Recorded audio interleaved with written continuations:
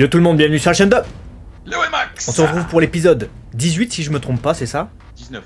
19 déjà, de Shingeki no Kyojin, deuxième partie de la saison 4, dernière saison. Et on est donc avec un épisode, comment dire, qui a fait parler, qui va faire parler, qui va continuer de faire parler. Et on va revenir dessus longuement, il y a énormément de choses à dire, donc restez bien jusqu'au bout. On va lever quelques mystères avec notamment les changements avec le manga.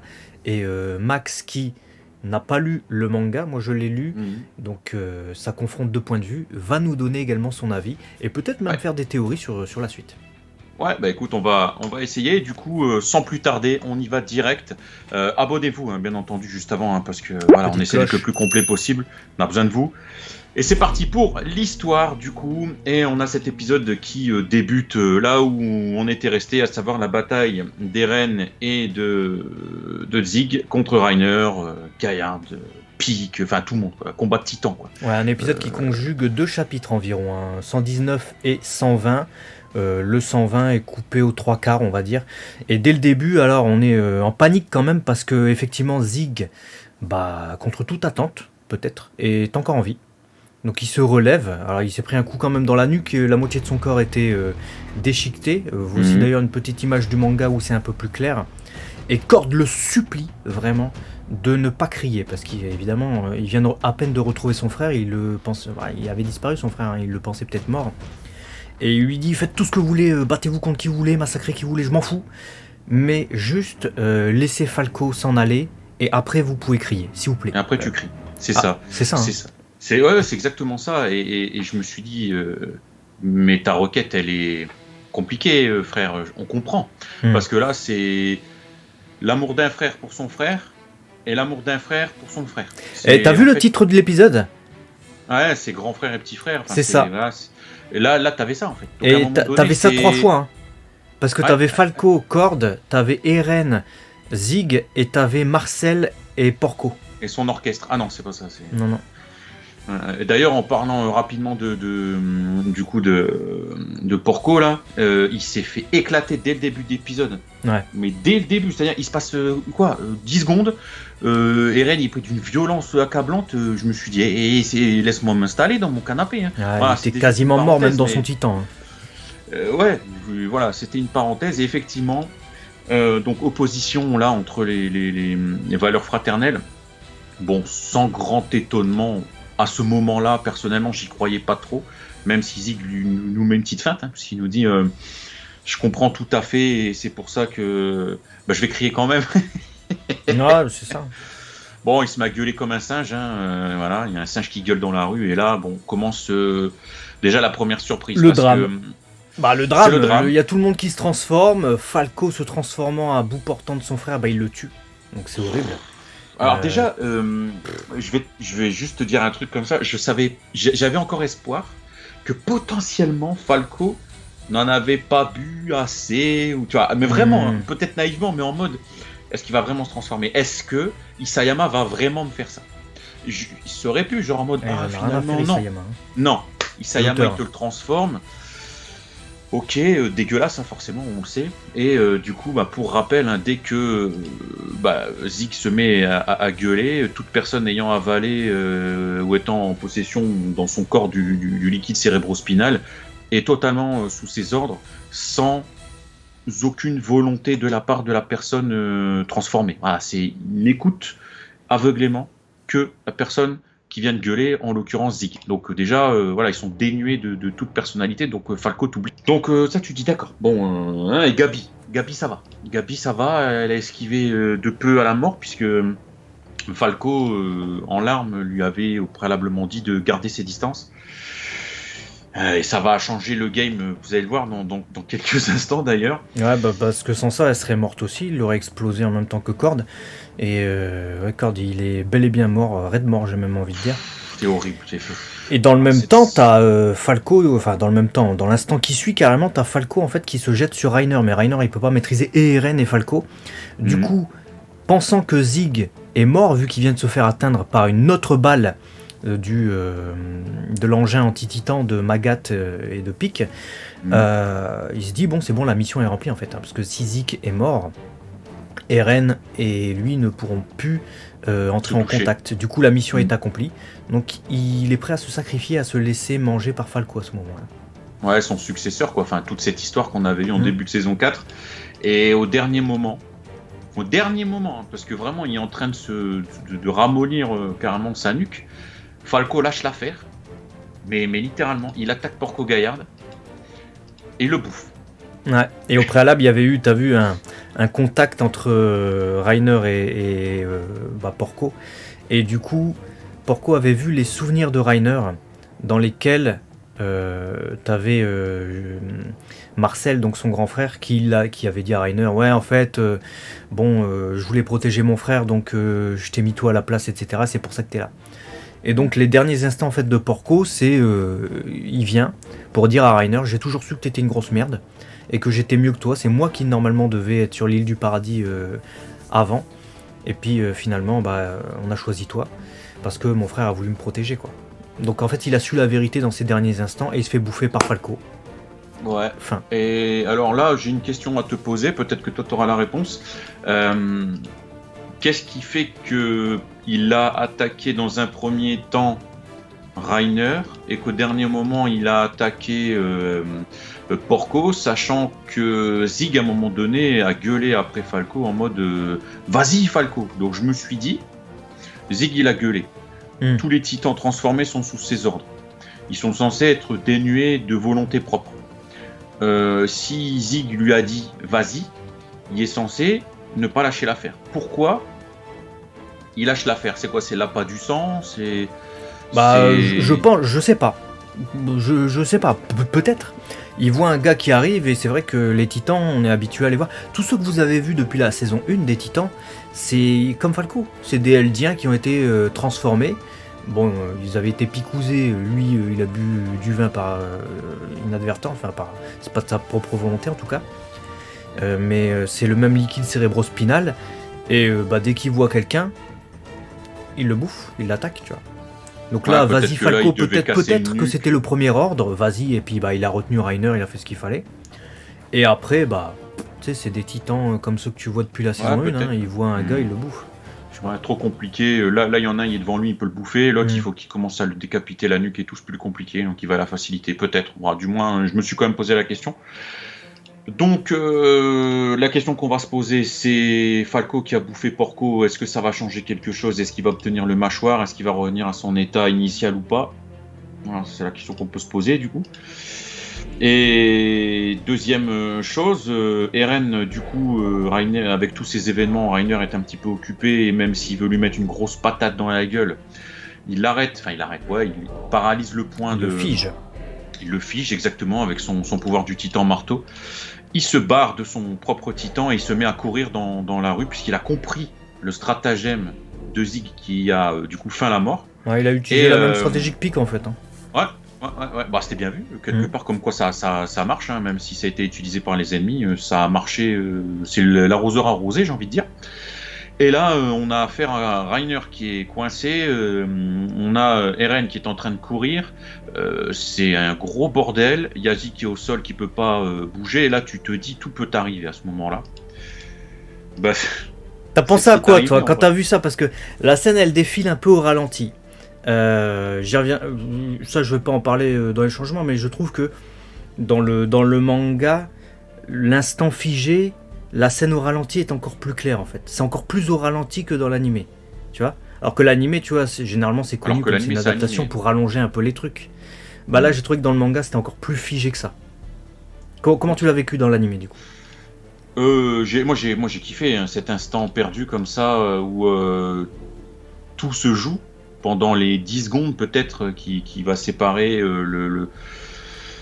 le fait que Eren se barre de son corps et le fait qu'il va retrouver son frère, et il y a tout effectivement comme tu dis cet instant suspendu, on voit tout le monde, etc. Et je me suis dit putain, soit Reiner il arrive à se détacher, soit il se prend une balle, mais à aucun moment j'étais prêt à voir d'un coup dans l'animation le truc qui fait donc Gabi qui tire et sa tête qui fait j'ai fait ah mais what? Et là en fait mon cœur il s'est accéléré, mais vraiment je vous dis ce que j'ai ressenti, mon cœur il s'est accéléré et je me suis dit c'est quoi cette œuvre?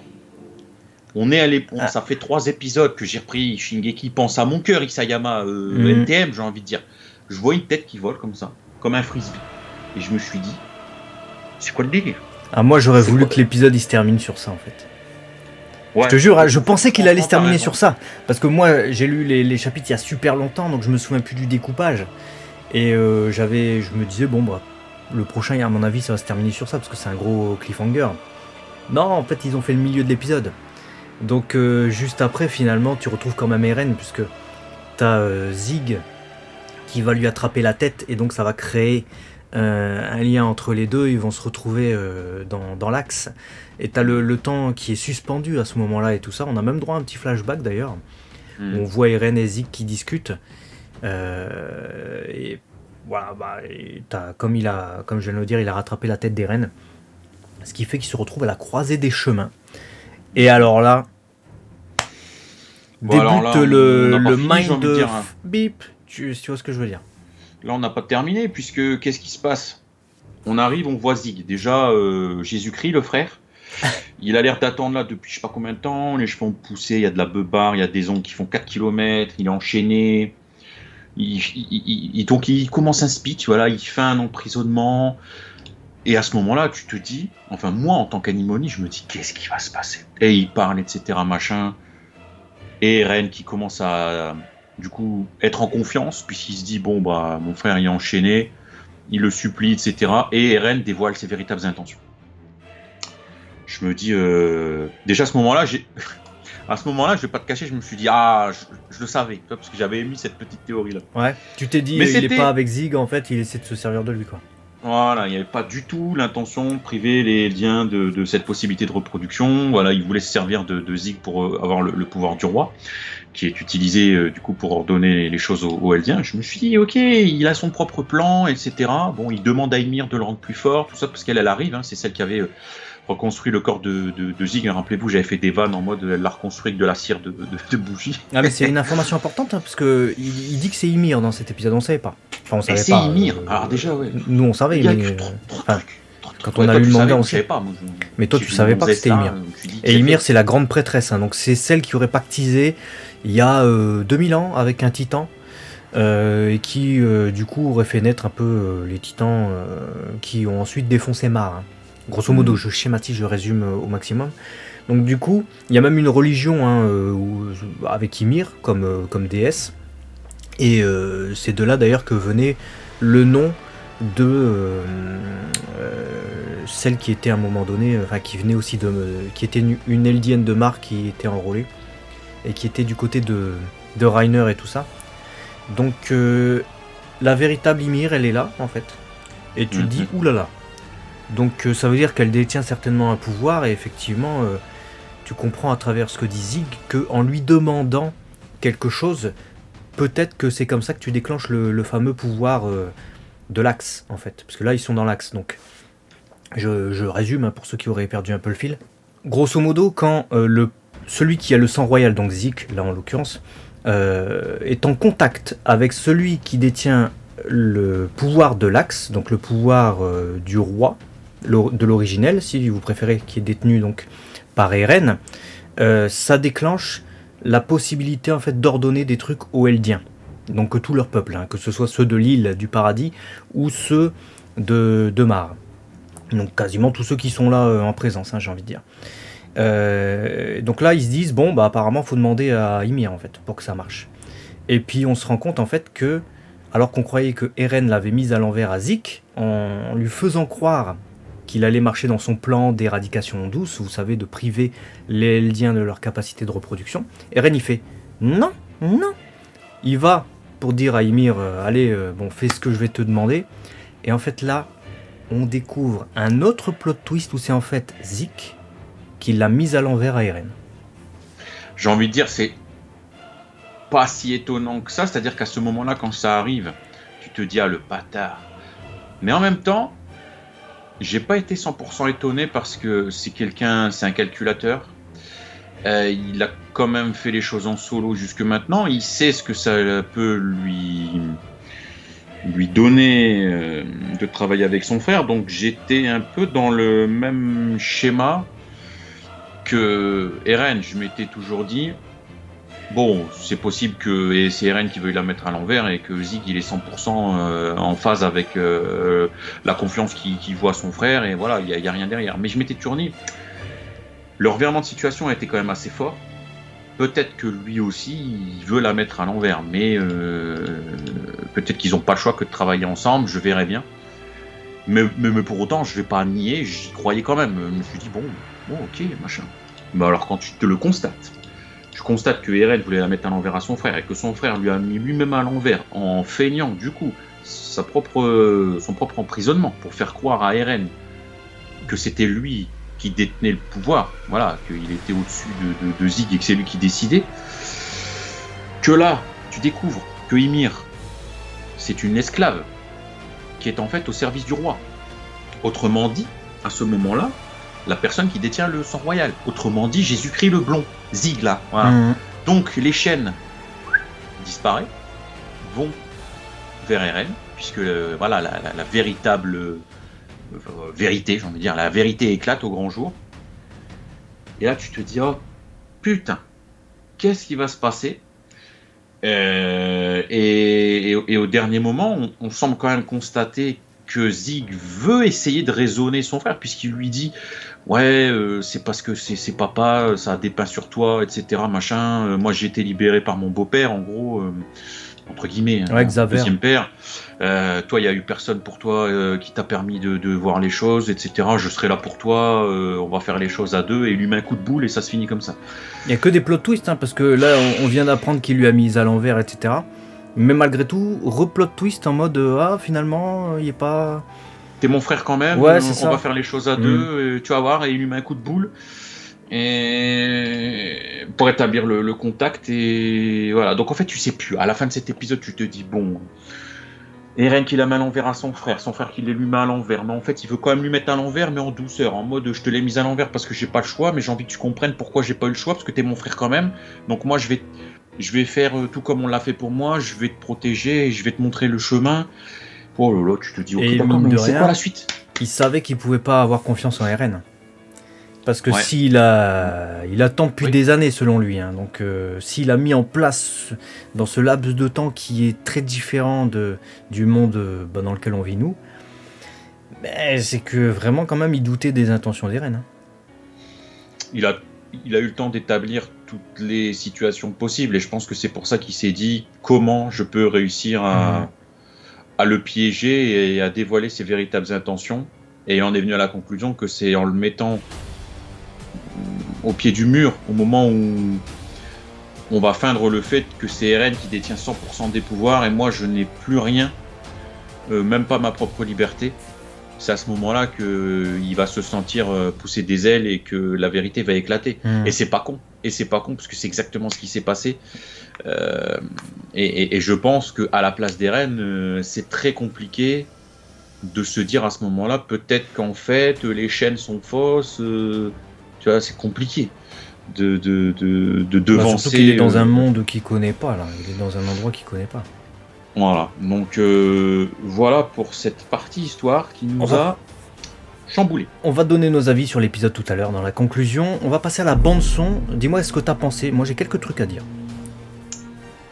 La bande son, c'est pas ce qui m'a le plus marqué. Bon, ça accompagne de manière générale l'épisode, mais c'est pas ce que je vais retenir comme étant le point fort de l'épisode. Je dis pas que c'est pas bien, mais là comme ça tu me poses la question, j'ai pas ah ouais le thème là de ouf, ah ouais les cris là, ah ouais les bruitages, c'est pas ça en fait qui m'a fait le plus vibrer. Ça se passera un petit peu plus sur l'ARIA et l'animation et bien entendu l'histoire. Donc je suis globalement d'accord. Pour moi, la musique que j'ai retenue, c'est au moment où tu as tous les Eldiens transformés en titans qui apparaissent, leurs visages qui apparaissent. C'est la seule musique vraiment que j'ai ressortie. Sinon, je trouve que juste avant, quand Zeke crie, quand tout le monde se transforme, ça manque d'impact en fait. Il n'y a pas de gros bruitage, et la musique en fait, t'as une petite musique celtique, je sais pas quoi, qui dure 20 secondes, c'est tout. Et j'ai trouvé que ça manquait vraiment d'effet. J'aurais voulu un truc vraiment grandiose, grandiloquent, en mode mais non. Tu vois, genre il a même son cri, je l'ai trouvé moins viscéral en fait. Il crie, je sais, il crie, voilà. mais il était moins d'écho, moins fort. J'aurais pas voulu que ça t'encule les oreilles, mais que derrière un truc avec des chœurs un peu comme on connaît à Shingeki, etc. On entend un cri, mais limite t'auras envie de baisser le son tellement il gueule. Et puis pareil, d'autres titans qui se mettraient à hurler quand t'as toutes les transfos où voilà, t'as la ville qui tremble, quoi. Et en plus, je suis d'accord avec toi. Ces passages il y a 1 an et demi, 2 ans, donc tu vois, j'ai eu le temps d'imaginer un peu, et avec tous les cris dans Shingeki et notamment les précédents de Zik, ça a eu le temps d'imaginer. Et j'imaginais vraiment que ça allait être un moment où vraiment tu t'y attends pas, et parce que tu te dis il va crier, il va pas crier, il va crier, il va pas crier, et là il hurle comme un ouf, quoi. Et là c'est vrai que c'était un peu bon. Il a hurlé, il a crié, ok, d'accord. Et donc de toute façon toute la musique est plutôt discrète en plus pour accompagner ça dans la première partie de l'épisode. Et vous avez remarqué peut-être, au moment où on arrive dans l'axe, il n'y a quasiment plus aucun son, à part les voix des seiyuu. Et même l'espèce de sable ou de terre là qui est au sol, elle ne fait quasiment pas de bruit, puisque quand Ymir marche, ça fait aucun son. Quand elle tombe dans le sable, c'est presque imperceptible le bruitage. Donc pour moi ça... Je comprends le postulat, parce que clairement c'est une idée de se dire, bon, on est dans un autre monde un peu onirique, un peu bizarre et tout, on va pas mettre de son, on va pas mettre de bruit, il n'y a pas d'ambiance ailleurs, tu vois. Je comprends le postulat. Maintenant je trouve que ça m'enlève un truc. J'aurais peut-être aimé un son en arrière-plan, tu vois. Dans Senseiya, quand t'es dans la salle du grand pop, t'entends un bourdonnement permanent. Là j'aurais aimé peut-être pas un bourdonnement permanent, mais un son qui rappelle peut-être un peu les étoiles, les trucs qu'on voit dans le ciel, un truc bizarre, quoi. Tu vois, peut-être un peu comme des grelots qui teintent en fond, en background, un truc qui fasse bizarre. Je vois. Ouais, un peu limite même presque, pourquoi pas, à moitié dérangeant, à moitié fascinant, à moitié... Ouais, je vois ce que tu veux dire. Là, ça me paraissait un peu vide, en fait. Ce qui est dommage, parce qu'il y avait des plot twists de ouf, quoi. J'aurais aimé qu'on se dise, oh putain, enfin on se l'ait dit, mais qu'on le ressente aussi. Bah écoute, tu parles de ressenti, on va partir dans la réalisation animation. Bon, au-delà des scènes de fight, etc., machin, qui sont homogènes comme ce qu'on a pu avoir jusque maintenant, moi, le passage véritablement que j'ai préféré, c'est au moment où il y a la décapitation d'Eren. Il y a ce flashback, bon, vous le connaissez, mais alors ce temps suspendu, avec un effet... c'est très spécial, c'est un effet 2D, mais on avance, et en fait les gens sont figés. Il y a, des fois tu as des intros comme ça, c'est très spécial. Tu as le perso, il est comme ça dans les airs, en fait tu passes à côté. Comme si voilà, le temps est suspendu pour tout le monde, mais pas pour toi. Et tu vois tout ce qui se passe comme ça. J'ai trouvé ça... moi ça m'a laissé sur le cul, quoi. Je me suis dit, putain, c'était ouf en fait. C'était prenant en fait. Je pense que l'arrivée dans la ville comme ça, elle est en CGI. Clairement, et le reste était en 2D. Moi j'ai vraiment kiffé cette partie-là. Changement maintenant, alors il y a quelques mises en scène différentes dans cet épisode par rapport au manga, puisqu'on nous présente d'ailleurs quelques plans supplémentaires avec les soldats qui réagissent aux transformations et se font bouffer au moment où Zik vient de crier. Sinon dans le manga, Cord il a plus de jambes du tout, hein, donc il est effacé jusqu'au buste, contrairement à l'animé où les jambes c'est le premier truc qu'on voit. Sinon, Galliard est dessiné un peu plus défoncé que dans l'animé, dans le manga, au moment où il sort de son titan. Il a un regard presque hagard, carrément, même tu sens qu'il va mourir. Sinon, quand Eren sort de son titan, dans l'animé, vous avez peut-être vu, il fait une petite pirouette pour sauter, là où dans le manga, en fait, la tête du titan, elle est déjà au sol. Du coup, il a juste à la casser et à courir. Une mise en scène différente. Et sinon... bizarrement dans l'animé ou pas en fait, parce qu'il a fallu peut-être rallonger, on revoit les explications d'Eren sur comment leur père a éradiqué les Rice et aussi la nécessité de tout ça, impliquant du coup qu'un sacrifice serait nécessaire. Et là le sacrifice pour lui il a été nécessaire puisque ça lui a permis de récupérer le pouvoir, et c'était dans la première partie de la saison en fait qu'on avait ça. Là ça nous est montré une nouvelle fois dans l'animé, tandis que dans le manga il n'y a pas. Et parmi toutes les images qu'on voit quand le temps est suspendu, ensuite après la décapitation d'Eren, vous avez peut-être remarqué, mais il y a plusieurs images qui sont soit différentes, soit ajoutées dans l'animé par rapport au manga. Notamment cette scène de sauna qui appartient en fait à une jaquette qu'avait fait Isayama et qui a été insérée là de manière extrêmement discrète. Voilà, dites-nous ce que vous en pensez. Conclusion du coup, un épisode qui m'a retourné la tête 50 fois. C'est pas possible d'avoir un ascenseur émotionnel pareil. Je m'attendais à tout, mais très clairement, je suis pas sûr. Je me défie que honnêtement, c'était prévisible de se dire à ce moment de l'épisode, Gabi elle va couper la tête d'Eren. C'est impossible. Le protagoniste qui se fait décapiter avec un tir comme ça, là, c'est impossible. Donc ouais, c'était incroyable. Et du coup, ça enchaîne une pression. C'est pas que t'as mal au bide, tu vois, mais tu sens que t'es investi dans l'épisode. Tu veux comprendre. Tu te dis, mais ça va être quoi la suite? Comment il va s'en sortir? Est-ce qu'il va pas s'en sortir? 50 milliards de questions. Et t'as des réponses, mais t'en as 50 000 aussi. Bah, surtout que dans l'axe, t'as Zig, il dit j'ai récupéré ta tête avant que tu rentres ton dernier souffle. Donc, ouais, donc ça sous-entend qu'il va réussir à faire comme lui il a pu faire, à savoir avant de mourir, il a réussi à se récupérer son corps. Donc j'imagine qu'il va pouvoir faire la même avec Eren. Bah, moi, j'ai pas compris ça. Pour moi, comme je l'ai compris, ça veut dire qu'il a réussi à établir le contact juste avant que Eren y canne, en fait. C'est-à-dire qu'Eren est mort. Mais il y a le contact qui s'est établi et là ils sont dans l'axe à deux et t'as leurs deux consciences qui sont en train de parler. C'est ça que ça veut dire. Ouais, mais donc du coup qu'en est-il d'Eren? Bah là en tout cas pour le moment ils sont en train de parler dans l'axe. Après, moi, j'ai du mal à croire est-ce que ça va jouer? Est-ce qu'il va y avoir un truc? Je sais pas du tout. Par contre, c'est un épisode de malade. Normalement, si vous êtes animé only, j'imagine que vous êtes sous le choc avec cet épisode parce que il y a des morts et pas des moindres et il y a des bouleversements et des retournements de situation et des jetés le mises à l'envers. Bah non, c'est moi en fait. Mais en tant que lecteur du manga, je suis pas déçu de cet épisode, mais j'ai trouvé qu'il était en dessous du manga. Et c'est très rare parce que généralement l'anime est au-dessus du manga du fait des musiques, du fait de la grandiloquence, de tout, des seiyuu, de l'implication et tout. Mais dans le manga, en fait, ce chapitre 119, et même le 120, quelque part, on était tellement en mode, mais c'est pas possible. On était tellement... Tu vois le héros qui meurt là, enfin le héros, le protagoniste, on va dire, parce qu'on sait pas si c'est un héros, Eren, en fait, dans cette œuvre. Mais tu dis, mais qu'est-ce que c'est que ce manga? Qu'est-ce qu'il nous fait Isayama? Il ose tout, tu vois. Là, c'est vrai que...